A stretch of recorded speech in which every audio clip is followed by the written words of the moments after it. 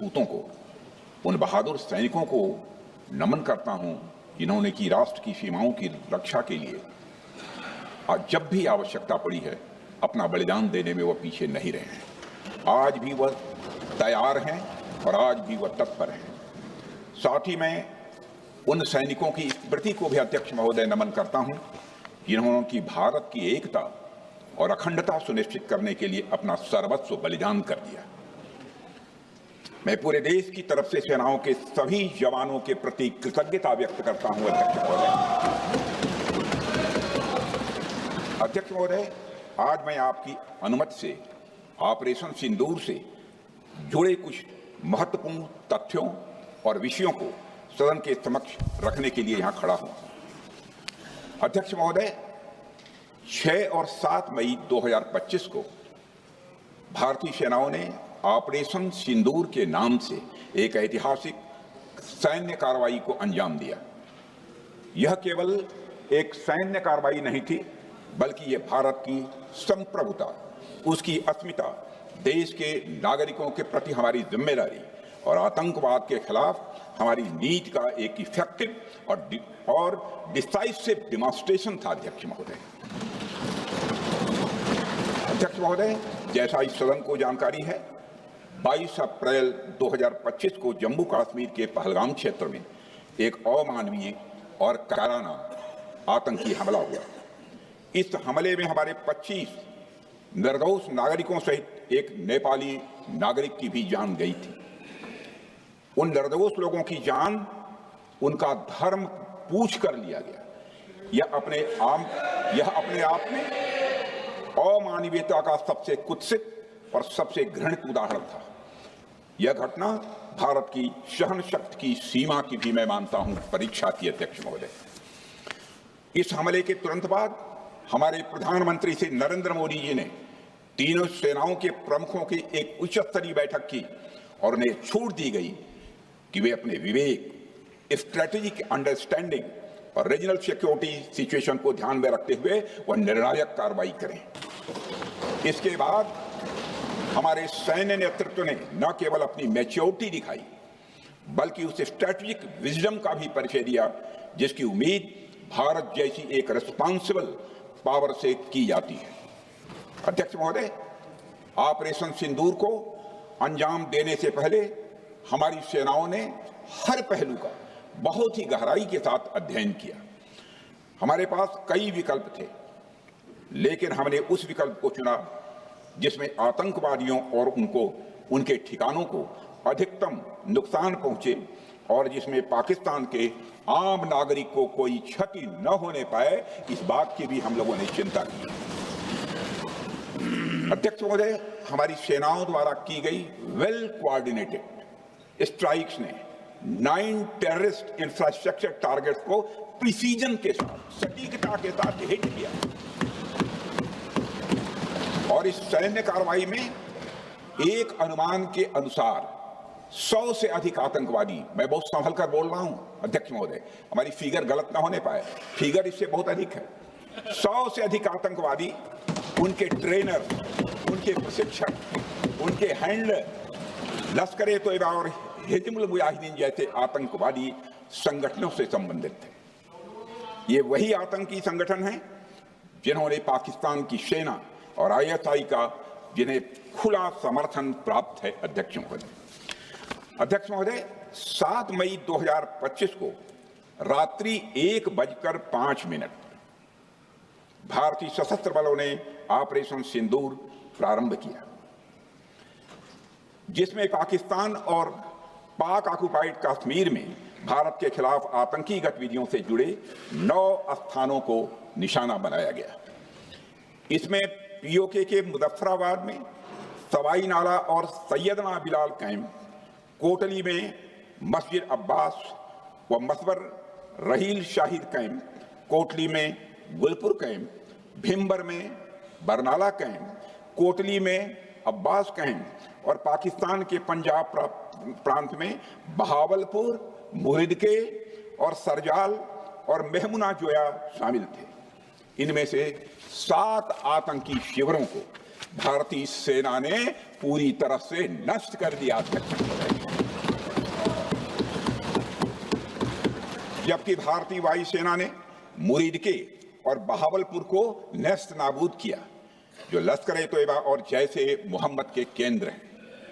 पूरा ऑपरेशन मात्र, अध्यक्ष महोदय, जानकर पूरे सदन को प्रसन्नता होगी कि विद इन 22 मिनट्स पूरा ऑपरेशन समाप्त हो गया और हमने आतंकवादियों को उनके घर में घुसकर मारा। सशस्त्र बलों ने हमारी माताओं और बहनों के सिंदूर का बदला लिया और प्रत्येक भारतीय इस भावना से ओत-प्रोत हो गया। अध्यक्ष महोदय, मैं चाहूंगा कि पूरा सदन एक बार हमारे सेना के बहादुर जवानों के शौर्य और पराक्रम का अध्यक्ष महोदय, यह सिंदूर की लाली शौर्य की कहानी है। यह सिंदूर की लाली शौर्य की कहानी है, भारत के मस्तक पर वीरता की निशानी है। अध्यक्ष महोदय, सेनाओं ने अंधेरी रात होने के बावजूद हमले की सफलता के स्पष्ट एविडेंस भी जुटाए हैं, साक्ष्य है हमारे पास। अध्यक्ष महोदय, हमले के कुछ ही घंटों के भीतर एक प्रेस रिलीज और मीडिया ब्रीफिंग के माध्यम से इन्हें जनता की जानकारी के लिए जारी कर दिया गया था। मुझे यह पुष्टि करते हुए गौरव की अनुभूति हो रही है कि सशस्त्र बल अपने सभी मिशन ऑब्जेक्टिव्स को पूरा करने में पूरी तरह से सक्षम रहे और साथ ही कामयाब रहे। अध्यक्ष महोदय, 7 मई 2025 को हमले माने 1:35 के तुरंत बाद भारतीय डीजीएमओ ने हॉटलाइन संदेश के माध्यम से पाकिस्तान के डीजीएमओ यानी डायरेक्टर जनरल मिलिट्री ऑपरेशन से संपर्क किया और टेरर इंफ्रास्ट्रक्चर के खिलाफ हमारे हमले के रेशनल और मेथोडोलॉजी के बारे में पूरी जानकारी दी और यह तथ्य भी बताया कि ये हमले एस्केलेटरी नेचर वाले नहीं थे, माने इसको हम आगे नहीं बढ़ाना चाहते। जिन मोहि मारा तिन मोहि मारे। अध्यक्ष महोदय, जिस प्रकार प्रभु हनुमान ने लंका में अपनी रणनीति बनाई थी, उसी प्रकार हमने भी उन्हीं को निशाना बनाया जिन्होंने हमें नुकसान पहुंचाया था। हालांकि पाकिस्तान ने इस रेशनल को समझने से इनकार कर दिया और अगले कुछ दिनों तक सिविलियन और सैन्य ठिकानों पर गोलीबारी करके बड़े पैमाने पर सीज फायर वायलेशन करके स्थिति को एस्केलेट करने की उसने कोशिश की। अध्यक्ष महोदय, 7-8 मई 2025 की रात को क्लियरली आइडेंटिफाइड आतंकवाद संबंधी ठिकानों पर हमारे सफल ऑपरेशन के बाद, सफल हमले के बाद पाकिस्तान ने स्थिति को एस्केलेट कर दिया और अनमैन्ड एरियल सिस्टम और अन्य साधनों का उपयोग करके भारतीय वायुसेना के बेसेस, भारतीय वायुसेना के सेंसर्स और सेना के फॉर्मेशन हेडक्वार्टर से लेकर ब्रिगेडों तक पर भी उसने हमला कर दिया।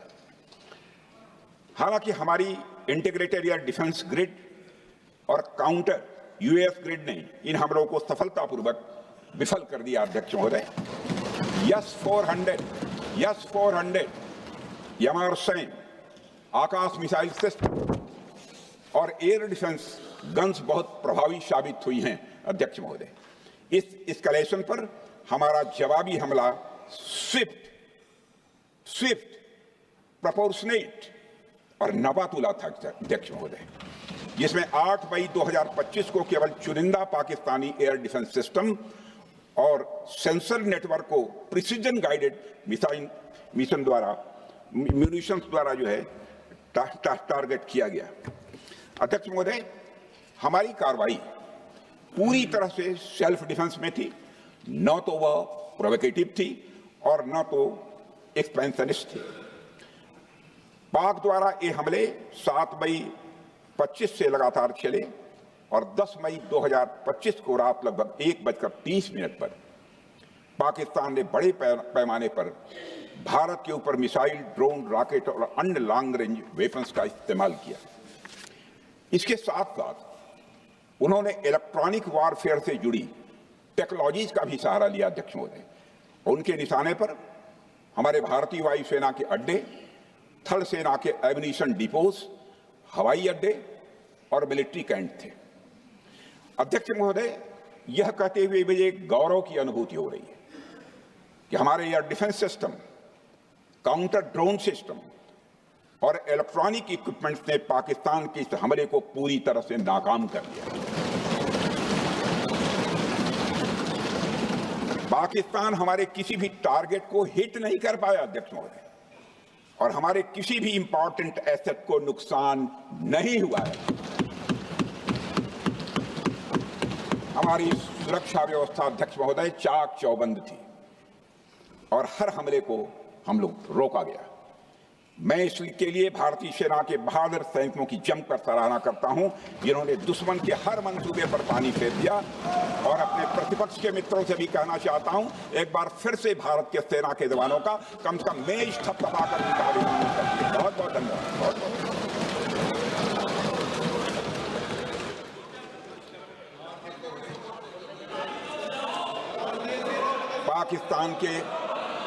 पाकिस्तान के इस हमले के जवाब में हमारी कार्रवाई साहसिक थी, ठोस थी और प्रभावी थी।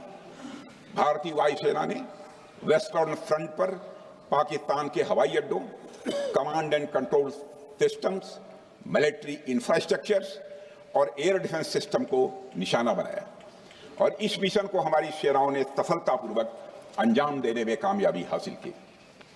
अध्यक्ष महोदय, हमारी सेनाओं ने चकलाला, सरगोधा, रफीकी, रहीम यार खान, जैकबाबाद, सुक्कुर और भोलारी जैसे बड़े एयरबेस पर प्रहार किया और पूरी दुनिया ने भारतीय वायुसेना के शौर्य और पराक्रम की तस्वीर देखी।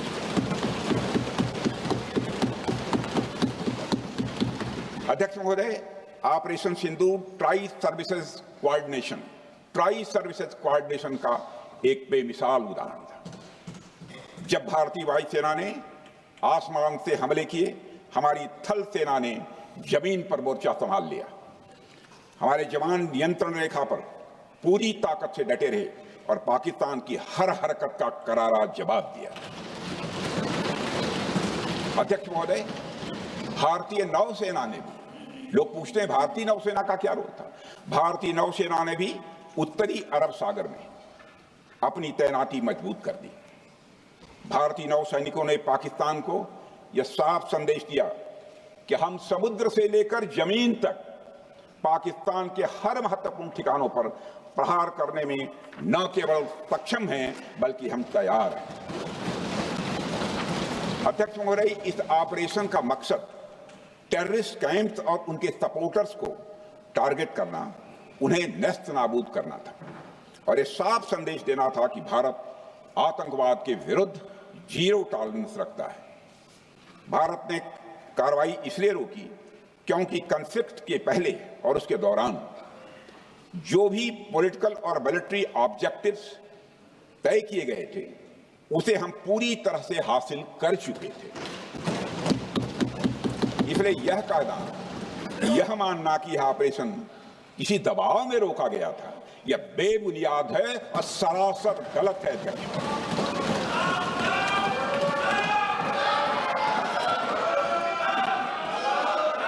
मैं सदन को फिर से आश्वस्त करना चाहता हूं, आपने राजनीतिक जीवन में अध्यक्ष महोदय, मैं आपके माध्यम से सदन को आश्वस्त करना चाहता हूं, अपने राजनीतिक जीवन में जानबूझकर कभी भी असत्य न बोलूं, इसकी भरपूर कोशिश की है मैंने, चाहे सदन हो अथवा सदन के बाहर।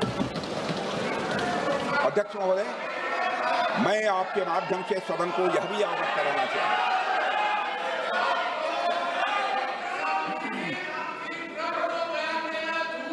प्लीज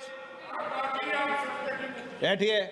आप क्यों खड़े? अध्यक्ष महोदय, मैं आपके माध्यम से सदन को यह भी अवगत कराना चाहूंगा कि सीमा पार करना या वहां की टेरिटरी कैप्चर करना इस ऑपरेशन का उद्देश्य नहीं था। ऑपरेशन सिंदूर प्रारंभ करने का मकसद था अध्यक्ष महोदय, उन टेरर नर्सरीज को खत्म कर देना जिन्हें पाकिस्तान ने बरसों से पाला पोसा था। और यह ऑपरेशन उन मासूम परिवारों को न्याय दिलाने के लिए लॉन्च किया गया था जिन्होंने पाक स्पॉन्सर्ड टेररिस्ट अटैक्स में अपने प्रियजनों को खोया था। हमारी सेनाओं ने सिर्फ उनको टारगेट किया जो इन आतंकियों को सपोर्ट करते हुए भारत पर हमला करने की कोशिश में लगातार शामिल थे। अध्यक्ष महोदय, ऑपरेशन सिंदूर का ओवरऑल पॉलिटिको मिलिट्री ऑब्जेक्टिव यह था कि आतंकवाद के रूप में प्रॉक्सी वार लड़ रहे पाकिस्तान को सजा दी जाए, और इसी वजह से आर्म फोर्सेज को पूरी आजादी दी गई थी कि वे अपने टारगेट खुद चुनें और करारा जवाब दें। और इस ऑपरेशन का उद्देश्य कोई भी युद्ध छेड़ना नहीं था, बल्कि फोर्स के डिमॉन्स्ट्रेटिव यूज से एडवर्सरी को झुकने के लिए मजबूर करना था। 10 मई की सुबह जब भारतीय वायुसेना ने पाकिस्तान की मल्टीपल एयरफील्ड्स पर करारा प्रहार किया तो पाकिस्तान ने हार मान ली है अध्यक्ष महोदय, और हॉस्टिलिटी रोकने की कोशिश की। अब रोक दीजिए महाराज। उन्होंने एक कोशिश की, हमारे डीएमओ से बात की, महाराज अब रोक दीजिए, बहुत हो गया। यह पेशकश इस कैबिनेट के साथ स्वीकार की गई थी। सुने, रुकिए तो रुकिए, बता दूंगा, बता दूंगा। अब बैठ तो आपको मौका मिलेगा। यह क्यों रुका, इसका पहले ही मैं पूरी तरह से वर्णन कर चुका हूं अध्यक्ष महोदय। मैं नेता प्रतिपक्ष को बहुत सम्मान के साथ कहना चाहता हूं कि कृपया एक बार मेरा पूरा भाषण पूछ लें। आपको प्रश्न पूछने की पूरी आजादी है, आप पूछ सकते हैं, मैं उसका उत्तर दूंगा।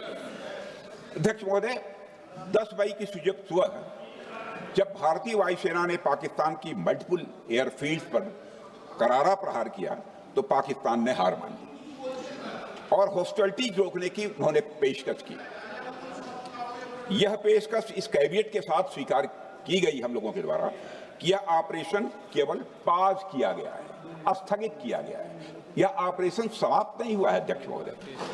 अगर पाकिस्तान की ओर से भविष्य में कोई भी मिस एडवेंचर हुआ तो यह ऑपरेशन अध्यक्ष महोदय, मैं सदन को आश्वस्त करना चाहता हूं, दोबारा प्रारंभ हो।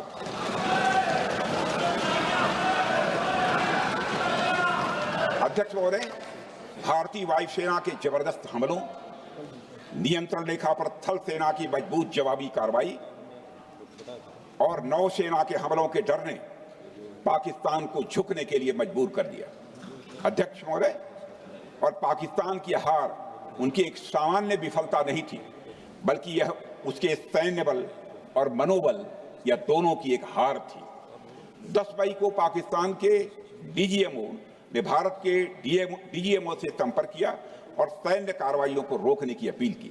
मैं सदन में यह बात फिर से दोहराना चाहूंगा कि पाकिस्तान के डीजीएमओ ने भारत के डीजीएमओ से संपर्क किया और सैन्य कार्रवाइयों को रोकने की अपील की। 12 मई को दोनों देशों के डीजीएमओ के बीच औपचारिक संवाद हुआ और दोनों पक्षों ने सैन्य कार्रवाइयों पर विराम लगाने का निर्णय लिया। अध्यक्ष महोदय, हमारे सैनिकों का जो मनोबल, मातृभूमि की रक्षा करने का जो उनका समर्पण है, ऑपरेशन सिंदूर के दौरान उसका दर्शन 140 करोड़ से अधिक भारतवासियों ने देखा। मुझे खुद भी और प्रधानमंत्री जी को सीमावर्ती क्षेत्रों में जाकर हमारे जवानों से मुलाकात का अवसर मिला है।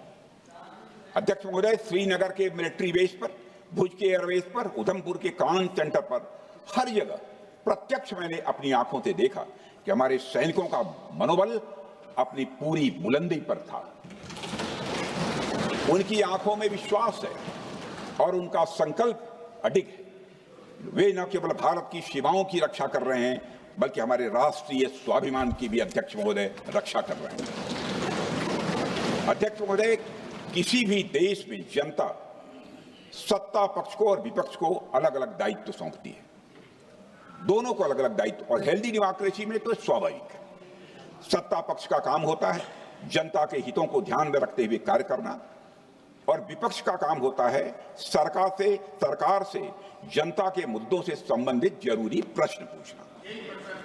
ऑपरेशन सिंदूर क्यों शुरू किया गया, इसकी जानकारी पहले भी दी गई है और आज भी मैंने सदन को दी है। अध्यक्ष महोदय, कभी कभी हमारे प्रतिपक्ष के लोग ये पूछते रहे हैं कि हमारे कितने विमान गिरे। मुझे लगता है उनका यह प्रश्न हमारी राष्ट्रीय जनभावनाओं का सही से प्रतिनिधित्व नहीं कर रहा है। मुझे लगता है उन्होंने एक बार भी हमसे यह नहीं पूछा कि हमारी सेनाओं ने दुश्मन के कितने विमान मारे गिराए।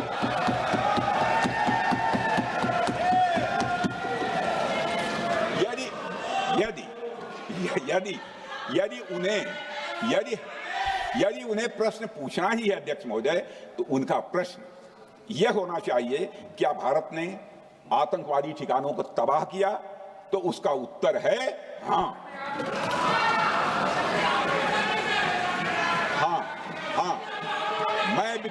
मैं विपक्ष के सम्मानित साथियों से कहना चाहता हूं कि आपको प्रश्न पूछना है तो यह प्रश्न पूछिए, क्या ऑपरेशन सिंदूर सफल रहा?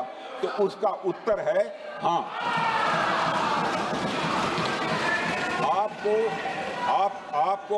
आपको प्रश्न पूछना है तो यह प्रश्न पूछिए कि जिन आतंकियों ने हमारी बहनों, हमारी बेटियों का सिंदूर मिटाया, क्या हमारी सेनाओं ने ऑपरेशन सिंदूर में उन आतंकियों के आकाओं को मिटाया? तो इसका उत्तर है हाँ। और आपको प्रश्न पूछना है तो यह पूछिए कि इस ऑपरेशन में क्या हमारे जाबाज सैनिकों को कोई क्षति हुई है?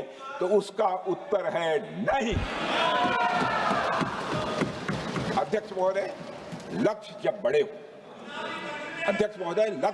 हो तो अपेक्षाकृत छोटे मुद्दों पर हमारा ध्यान नहीं जाना चाहिए।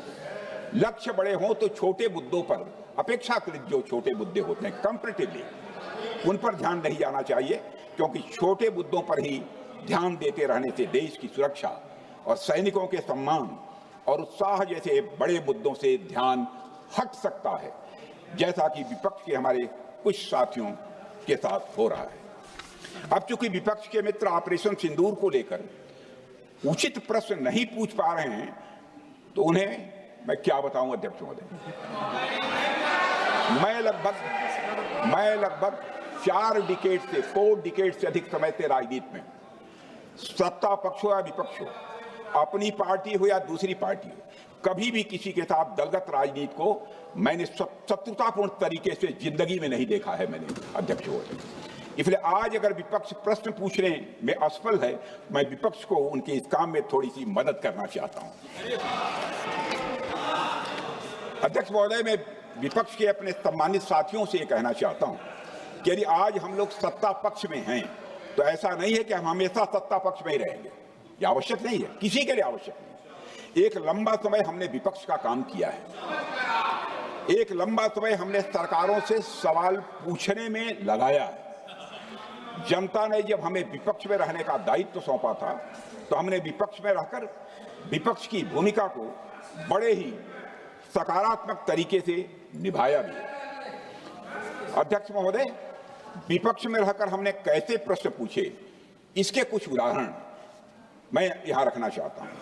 1962 में अध्यक्ष महोदय, चीन के साथ हुए युद्ध में जब दुखद परिणाम आया, तो हमने उस समय की सरकार से यह पूछे थे, लेकिन वह प्रश्न यह था कि हमारे देश की धरती पर दूसरे देश का कब्जा कैसे हुआ। हमने यह प्रश्न पूछा था कि हमारी सेना और हमारी जनता अपमानित क्यों हुई। हमने यह प्रश्न पूछा था कि बड़ी संख्या में हमारे सैनिक हताहत कैसे हुए। हमने यह प्रश्न नहीं पूछा कि हमारे टैंक, हमारी मशीनें, हमारी बंदूकें क्यों ध्वस्त हो गई। यह प्रश्न हम लोगों ने नहीं पूछा। मशीनों और तोपों की चिंता न करके अध्यक्ष महोदय, हमने देश की टेरिटरी की चिंता की, हमने देश के सैनिकों की। इसी तरह 71 के युद्ध में, 71 के युद्ध में जब हमने पाकिस्तान को सबक सिखाया, मैं उस समय की सरकार को मैं बधाई देना चाहता हूं। हमने अपने राजनीतिक और सैन्य नेतृत्व की प्रशंसा की। हमने ये नहीं देखा कि किस दल की सरकार है, किस विचारधारा की सरकार है, इसकी चिंता नहीं की कभी। हमारे नेता अटल बिहारी वाजपेयी ने संसद में खड़े होकर उस समय के नेतृत्व की प्रशंसा की थी। हमने इस बात की खुशी जाहिर कि हमने अपने शत्रु को सबक सिखाया। हमने उस दौरान यह प्रश्न नहीं पूछा कि इस सबक सिखाने के दौरान में भारत के कितने प्लेन्स गिरे, भारत के कितने इक्विपमेंट्स बर्बाद हुए। यह प्रश्न अध्यक्ष महोदय उस समय भी हम लोगों ने नहीं पूछा। अध्यक्ष महोदय, यदि मैं इसे और भी प्रैक्टिकल तरीके से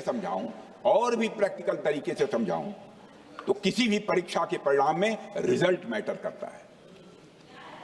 यदि किसी परीक्षा में कोई बच्चा अच्छे मार्क्स लेकर आ रहा है तो हमारे लिए उसके मार्क्स मैटर करने चाहिए। हमें इस बात का ध्यान नहीं रखना चाहिए कि एग्जाम के दौरान उसकी पेंसिल टूट गई थी या उसकी पेन खो गई।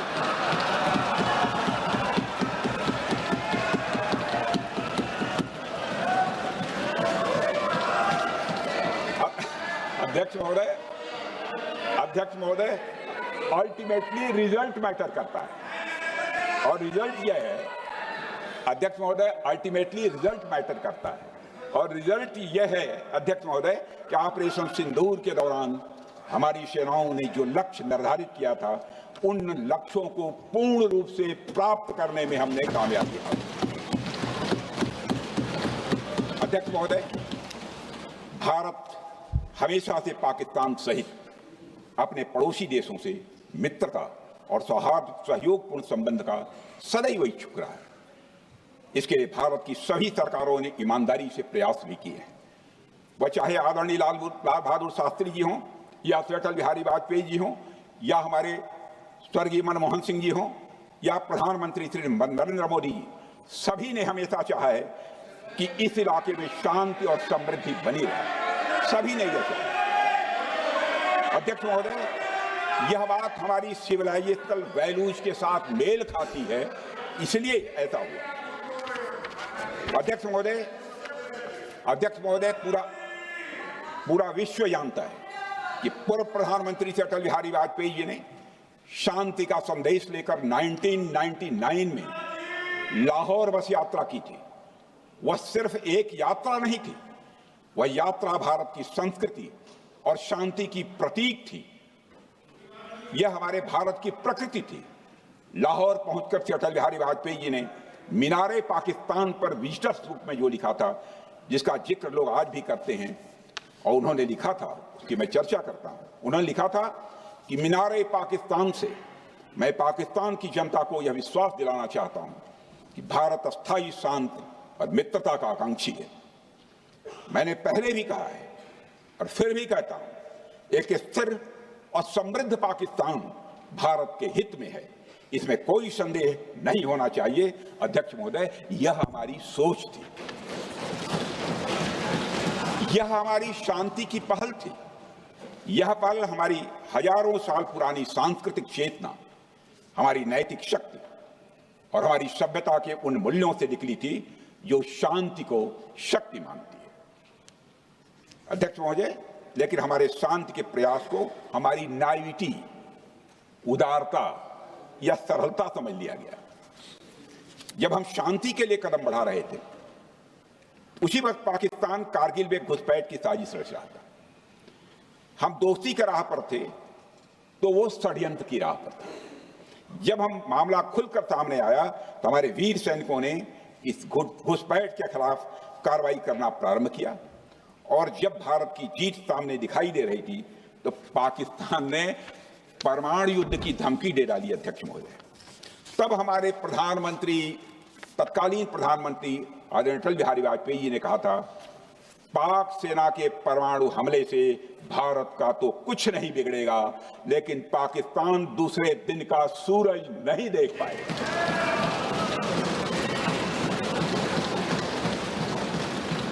यानी अटल जी जो शांति का पैगाम लेकर गए, वही अटल जी शक्ति का भी परिचय देने में तनिक भी नहीं हिचके। यही है भारत। अध्यक्ष महोदय, यह सामर्थ्य का उद्घोष था। यह एक स्पष्ट संदेश था कि भारत शांति चाहता है, लेकिन अगर कोई हमारी संप्रभुता को चुनौती देगा तो उसका जवाब भी उतनी ही दृढ़ता से दिया जाएगा। अध्यक्ष महोदय, 2015 में जब हमारे प्रधानमंत्री मोदी जी ने लाहौर जाकर नवाज शरीफ से मुलाकात की तो भारत ने फिर से दोस्ती का हाथ बढ़ाया।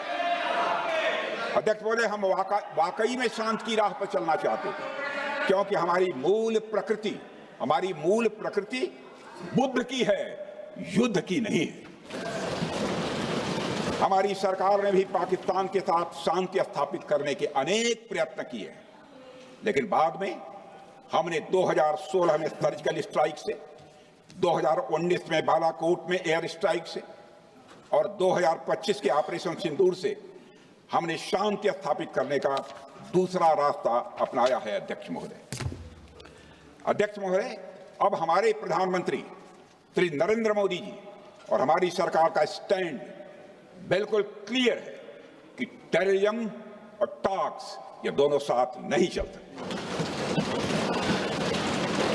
क्योंकि सभ्य मुल्कों के बीच बातचीत होती है। अध्यक्ष महोदय, लोकतांत्रिक देशों में बातचीत होती है, पर एक ऐसा देश जिसके वजूद में लोकतंत्र का एक कतरा भी न हो और सिर्फ रिलीजियस फैनेटिसिज्म, टेररिज्म और हेट्रेड अगेंस्ट इंडिया हो, उसके साथ संवाद किसी भी सूरत में नहीं किया जा सकता, क्योंकि टेररिज्म की भाषा जो अध्यक्ष महोदय होती है वह खून, डर और नफरत है, संवाद नहीं।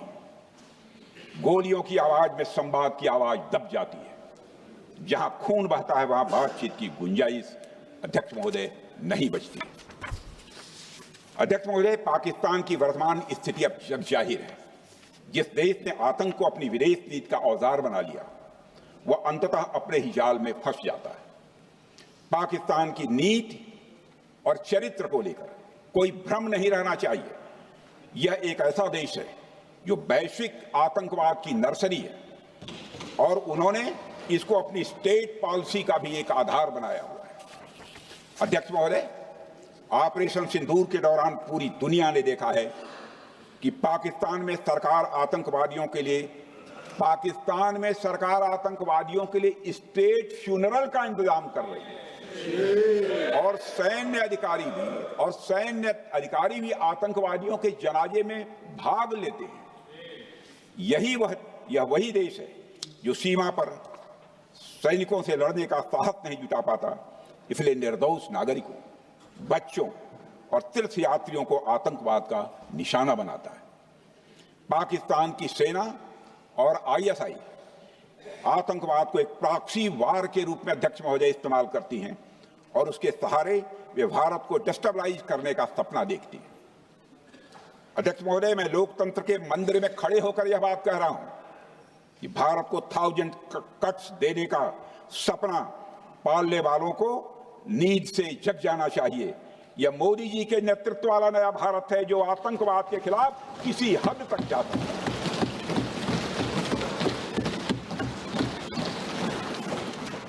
अध्यक्ष महोदय, आप भारत का इतिहास जानते हैं। देखिए, हमने कभी भी किसी की एक इंच जमीन पर आज तक कभी कब्जा नहीं किया है। हम यह भी जानते हैं कि युद्ध अपनी बराबरी वालों से करना चाहिए। ऐसा गोस्वामी तुलसीदास जी ने लिखा है और गोस्वामी तुलसीदास जी कहते हैं कि नीति ऐसी ही होनी चाहिए, प्रीति और बैर बराबरी वाले से ही करनी चाहिए।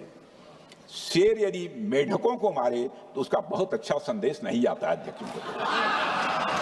और अध्यक्ष महोदय, हमारे देश की सेना शेर है।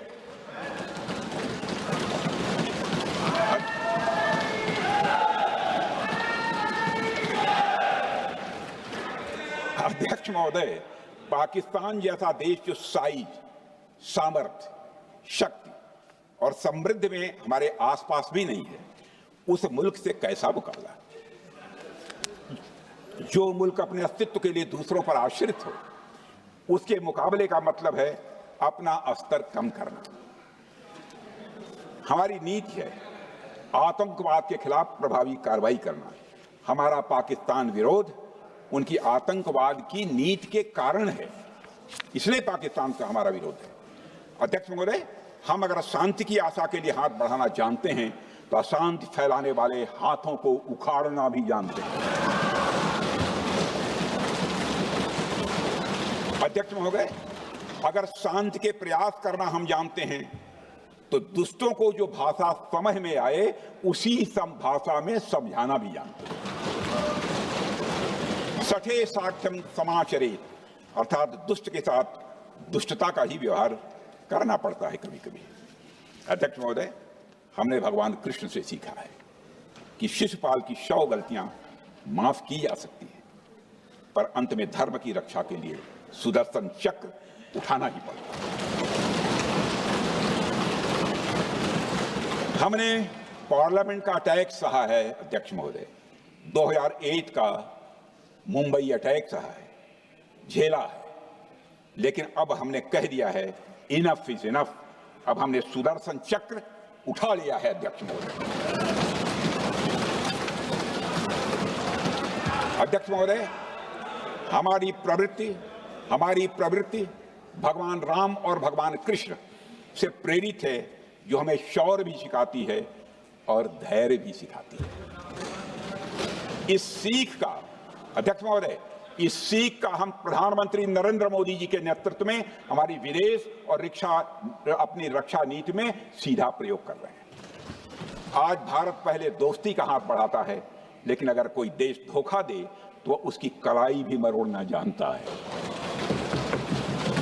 अध्यक्ष महोदय, हमारी नीति स्पष्ट है कि हमने एक समय लाहौर बस यात्रा की भाषा में बात की थी तो पाकिस्तान ने हमारी उस भाषा को नहीं समझा, तो अब हम उन्हें बालाकोट स्ट्राइक की भाषा में जवाब देंगे। अध्यक्ष महोदय, भारत के लिए शांति हमारी प्रायोरिटी है, हमारी प्राथमिकता है और हमारी शक्ति उसका आधार है। भारत के लिए शांति प्राथमिकता है और हमारी शक्ति उसका आधार है। यह शक्ति हमारे सामर्थ्य से पैदा हुई है अध्यक्ष महोदय, और यह सामर्थ्य पिछले 11 साल में कई गुना बढ़ गया है। मैं ये नहीं कहता हूं पहले नहीं था, पहले था, लेकिन अब कई गुना बढ़ गया। आज भारत विश्व की चौथी सबसे बड़ी अर्थव्यवस्था है और अभी आई मॉर्गन स्टैनली के रिपोर्ट के मुताबिक 2028 तक विश्व की तीसरी सबसे बड़ी अर्थव्यवस्था बनने की ओर भारत चल रहा है। अध्यक्ष महोदय, आर्थिक उन्नति के साथ साथ भारत के रक्षा क्षेत्र में 2014 से उल्लेखनीय परिवर्तन, रिमार्केबल चेंज आया है। आज का भारत डिफेंस सेक्टर में आत्मनिर्भरता, सेल्फ रिलायंस और स्वदेशी उत्पादन की दिशा में तेजी से आगे बढ़ रहा है। अध्यक्ष महोदय, आज हम हर दृष्टि से समर्थ भी हैं और सक्षम भी हैं। अध्यक्ष महोदय, मैं सदन को यह भी जानकारी देना चाहता हूं, उसके बाद जब प्रश्न पूछा गया हमारे सारे चीफ से, सीडीएफ से, डिफेंस सेक्रेटरी से, क्या ऑपरेशन के लिए तैयार हैं, क्षण भर की देर नहीं लगाई, सबने बोला यस सर। अध्यक्ष महोदय, ऑपरेशन सिंदूर हमारे सामर्थ्य का ही प्रतीक था, जिसमें हमने दिखा दिया कि अगर कोई हमारे नागरिकों को मारेगा तो भारत चुप नहीं बैठेगा। भारत की आत्मरक्षा के लिए हमारा राजनीतिक तंत्र और नेतृत्व बिना किसी दबाव के काम करेगा। हमारी मिसाइल फिजिकल सीमाएं लांघेंगी अध्यक्ष महोदय, और हमारे वीर सैनिक दुश्मन की कमर तोड़ेंगे। अध्यक्ष महोदय, हम आतंकवाद को उसके हर रूप और स्वरूप में पूरी तरह समाप्त करने के लिए पूरी तरह से प्रतिबद्ध हैं, और इस संदर्भ में हमें एक महत्वपूर्ण बात समझनी होगी। Pakistan sponsored terrorism is not random madness, there is a method in this madness. यह एक सुनियोजित रणनीति है, यह एक फंडामेंटल रेज है। अध्यक्ष महोदय, प्रसिद्ध लेखक वीएस नायपाल ने सही कहा था, पाकिस्तान में होना एक ऐसी अल्टरनेट और कंट्रास्टिंग रियलिटी है, where war is peace, freedom is slavery, ignorance is strength. यानी यहां युद्ध ही शांति है, गुलामी ही स्वतंत्रता है और जिहालत यानी अज्ञानता ही ताकत है। अध्यक्ष महोदय, इसलिए पाकिस्तान द्वारा प्रायोजित आतंकवाद कोई पागलपन नहीं है। पाकिस्तान द्वारा प्रायोजित आतंकवाद कोई पागलपन नहीं है, यह एक सोची समझी साजिश का हिस्सा है। यह एक ऐसी प्रक्रिया है जो आतंक को एक पॉलिटिकल टूल की तरह इस्तेमाल करती है। यह सिर्फ आतंकवाद नहीं, यह एक टूल किट है, एक ऐसा टूल किट जिसे पाकिस्तान की सेना और उसकी एजेंसियां एक नीति की तरह अपनाए हुए हैं। This tool kit is in opposition to civilized code of conduct that the rest of the world prefers to abide by. यानी यह टूल किट उस सिविलाइज्ड कोड ऑफ कंडक्ट के खिलाफ है जिसे दुनिया का हर जिम्मेदार देश मानता है। अध्यक्ष महोदय, यह एक कट्टरपंथी सोच की उपज है जिसमें सहिष्णुता के लिए कोई जगह नहीं। हमारा पाकिस्तान के साथ कोई सीमा का संघर्ष नहीं है अध्यक्ष महोदय, बल्कि यह सभ्यता बनाम बर्बरता का संघर्ष है। सभ्यता बनाम बर्बरता का संघर्ष। पाकिस्तान के हुक्मरान जानते हैं कि उनके सैनिक युद्ध के मैदान में भारत से नहीं जीत सकते, इसलिए वे आतंक को पालते हैं।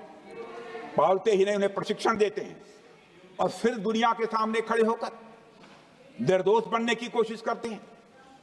अध्यक्ष महोदय, पाकिस्तान दोहरे मापदंड और झूठ की बुनियाद पर खड़ा हुआ एक ऐसा देश है जो अब फेल्ड स्टेट के तौर पर देखा जा रहा है। भारत ने ऑपरेशन सिंदूर के जरिए पूरी दुनिया को दिखा दिया है कि हम इस आतंकवाद के गंदे खेल को जड़ से एक समाप्त करने का संकल्प ले चुके हैं। अध्यक्ष महोदय, जब अटल जी प्रधानमंत्री थे तब पाकिस्तान के साथ कंबोजिट डायलॉग के लिए भारत की शर्त थी कि पाकिस्तान अपनी जमीन का प्रयोग भारत के खिलाफ टेररिज्म फैलाने के लिए नहीं करेगा। एक कंपोजिट डायलॉग के लिए भारत की शर्त थी, जिसे पाकिस्तान ने भी मान लिया था उसमें।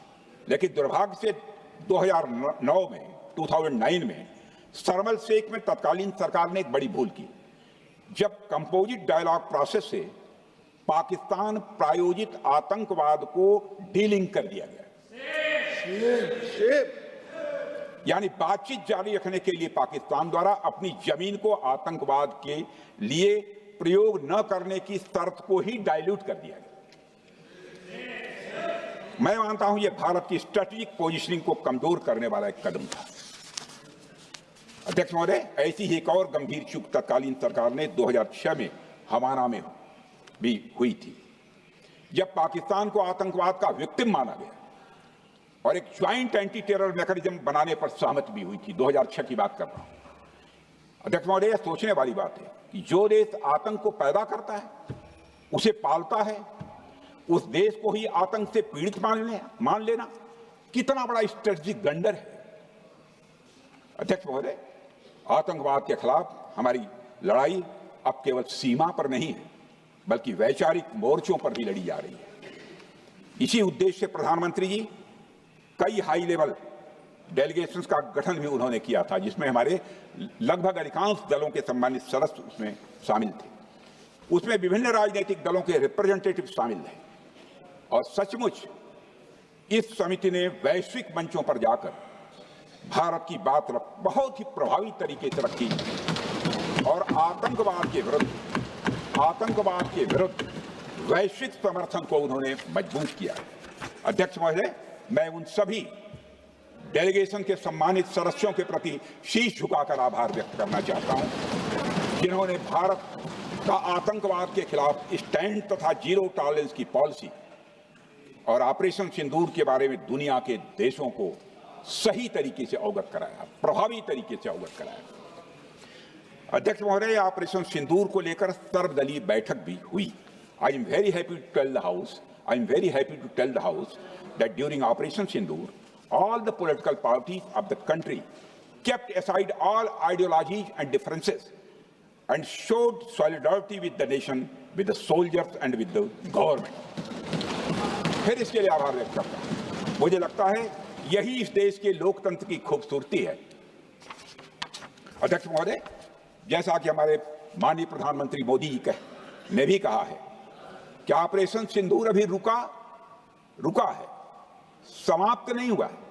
यदि आवश्यकता पड़ी यदि पाकिस्तान फिर किसी नापाक हरकत की कोशिश करता है तो हम और भी कठोर और निर्णायक कार्रवाई करने के लिए तैयार हैं।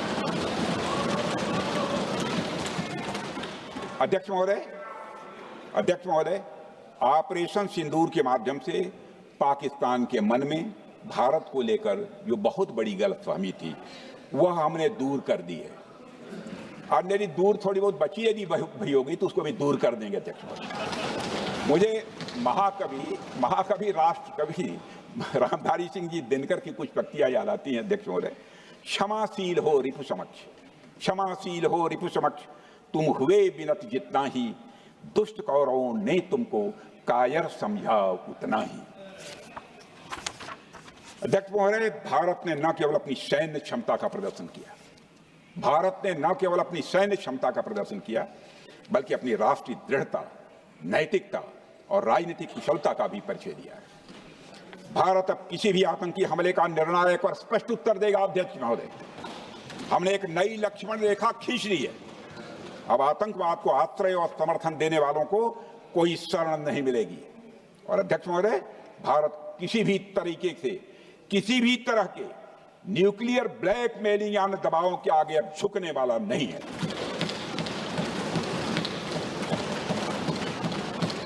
अध्यक्ष महोदय, ऑपरेशन सिंदूर के माध्यम से जो हमने किया और उससे पहले सर्जिकल स्ट्राइक और एयर स्ट्राइक के जरिए जो संदेश दिया गया वह बहुत पहले ही हो जाना चाहिए, लेकिन जो होता है समय पर ही होता है। अध्यक्ष महोदय, हमारी सरकार ने आतंकवाद के खिलाफ हमारी जीरो टॉलरेंस की नीति को दुनिया के हर मंच पर पूरी तरह से स्पष्ट कर दिया है और हम उस पर कोई समझौता किसी भी सूरत में नहीं करने वाले हैं। अभी कुछ सप्ताह पहले मुझे शंघाई कोऑपरेशन ऑर्गेनाइजेशन की डिफेंस मिनिस्टर्स मीटिंग में जाने का अवसर मिला था। वहां जो डिक्लेरेशन तैयार किया जा रहा था उसमें आतंकवाद पर भारत का स्टैंड डाइल्यूट हो रहा था। हमने साफ कह दिया कि जब तक आतंकवाद के मुद्दे पर भारत का स्टैंड रखा नहीं जाएगा हम किसी ज्वाइंट स्टेटमेंट पर साइन नहीं करेंगे और इसकी वजह से वहां कोई ज्वाइंट स्टेटमेंट नहीं आया। अध्यक्ष महोदय, इसका परिणाम क्या? अब देखिए, हमारे प्रधानमंत्री जी ब्रिक्स की बैठक में ब्राजील गए, करिश्मा किया है हमारे प्रधानमंत्री। तो चीन की मौजूदगी में जो ज्वाइंट डिक्लेरेशन आया उसमें जम्मू और कश्मीर में हुए आतंकी हमले को कंडेम भी किया गया। यह प्रधानमंत्री ने करिश्मा करके दिखाया, यानी भारत की बात अंततः मानी गई। और यह ब्रिक्स सम्मेलन के इतिहास में पहली बार हुआ जब जम्मू एवं कश्मीर में हुए किसी आतंकी घटना को खुलकर कंडेम किया गया। मैं इस सदन को याद दिलाना चाहता हूं, 2008 में मुंबई में इतनी बड़ी आतंकी घटना हुई, मगर उस समय की सरकार को जो प्रभावी कार्रवाई करनी चाहिए थी वो नहीं हो पाई। लेकिन उसमें सबसे दुखद और आश्चर्य की बात है, कई वर्ल्ड फोरम, इंटरनेशनल फोरम पर जो उसका कंडेमनेशन होना चाहिए, जो उसकी निंदा की जानी चाहिए, वह भी जितना होना चाहिए नहीं हो पाया। अध्यक्ष, यदि आप उस घटना के बाद हुए ब्रिक्स सम्मेलन के डॉक्यूमेंट्स उठाकर देख लीजिए, मुंबई आतंकी हमले का कहीं जिक्र भी नहीं है।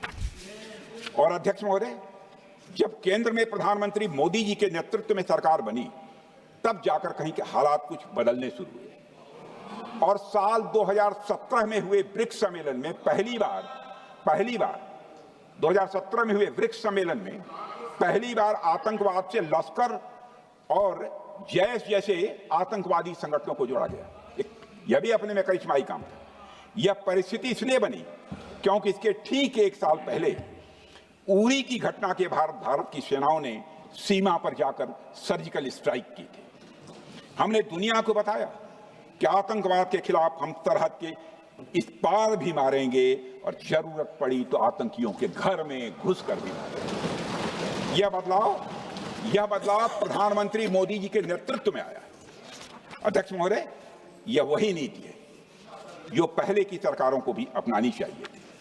उन सरकारों को जिनके शासनकाल में भारत ने सबसे भीषण आतंकी हमलों का सामना किया, जिनमें 2008 का मुंबई हमला आज भी हर हिंदुस्तानी के जहन में बैठा हुआ है, जिंदा है, एक न भूलने वाली त्रासदी के रूप में जिंदा है। अध्यक्ष महोदय, मैं श्री प्रणब मुखर्जी जी ने अपनी किताब द कोलिशन ईयर्स में लिखा है, मेरे पास है भी वो, कोलिशन ईयर्स में लिखा है कि जब मुंबई अटैक हुआ था, प्रणोदा ने लिखा है, जब मुंबई अटैक हुआ था, India had evidence that the terrorist came from Karachi port. Pakistan के नॉन स्टेट एक्टर्स के बहाने पूरी दुनिया में, नॉन स्टेट एक्टर्स के बहाने को पूरी दुनिया में कोई मान नहीं रहा था। उन्होंने लिखा है प्रणोदा ने, and I quote, amid heated debates within the cabinet, there was a demand for military intervention which I rejected. या उन्होंने लिखा, मैंने नहीं लिखा, अनकोट। अध्यक्ष महोदय, भारतीय विदेश सेवा के एक वरिष्ठ अधिकारी ने भी अपनी किताब में इस बात की पुष्टि की है, जिनका नाम है अजय बिसारिया, और वो शायद फॉरेन सेक्रेटरी थे, कि मुंबई हमले के तुरंत बाद एक उच्च स्तरीय बैठक हुई थी, जिसमें तत्कालीन विदेश मंत्री प्रणोदा ने पूछा व्हाट शुड बी डन। तो विदेश सचिव शिवशंकर मेनन जी ने सुझाव दिया कि भारत मोरदके में लश्कर तोयबा के मुख्यालय पर क्रूज मिसाइल से हमला कर सकता है। यह सुनकर प्रणोदा ने चश्मा उतारकर साफ किया और सभी अधिकारियों को धन्यवाद देकर बैठक समाप्त कर दी। अध्यक्ष महोदय, उस समय की सरकार ने जो सही समझा वो किया, पर मैं मानता हूं कि अगर तब की सरकार ने भी 2016 सर्जिकल स्ट्राइक, 2019 एयर स्ट्राइक जैसे निर्णायक और कठोर कदम उठाए होते तो पाकिस्तान की स्ट्रेटजिक कैलकुलस बदल सकती थी। एक पावरफुल और डिसाइसिव एक्शन पाकिस्तान और उनकी सेना के द्वारा इस 500 टेररिस्ट ऑर्गेनाइजेशंस के लिए बड़ा डिसइंसेंटिव साबित हो सकती थी। अध्यक्ष महोदय, 2008 में मुंबई हमलों के बाद उस समय की सरकार ने सिर्फ बातचीत का मार्ग चुना था। मैं स्पष्ट करना चाहता हूं, यह कोई आलोचना नहीं है अध्यक्ष महोदय, न उस सरकार की, न उस समय के प्रधानमंत्री की, और न ही उन नेताओं की। उस समय की लीडरशिप को जो सही लगा उन्होंने वह निर्णय लिया। अध्यक्ष महोदय, बस मैं इतना ही कहना चाहता हूं कि आज का भारत अलग सोचता है और अलग तरीके से काम करता है। हमारा मानना है यह आपका प्रतिद्वंदी आतंक को रणनीति बना चुका हो और बातचीत की भाषा नहीं समझता हो तो standing firm and being decisive के अलावा कोई विकल्प नहीं बचता है।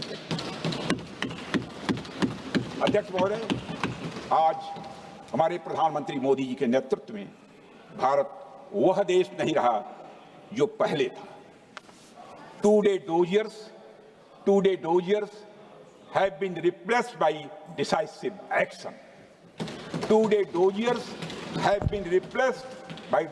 action. आज भारत सहता नहीं है, भारत जवाब देता है। अध्यक्ष महोदय, आज भारत आतंक की जड़ तक जाता है और उसे उखाड़ फेंकने का सामर्थ्य रखता है। अध्यक्ष महोदय, मैं इस सदन को और देश की जनता को यह विश्वास दिलाना चाहता हूं कि हमारी सरकार, हमारी सेनाएं और हमारी लोकतांत्रिक संस्थाएं सब मिलकर, हम और ये सारे लोग सभी मिलकर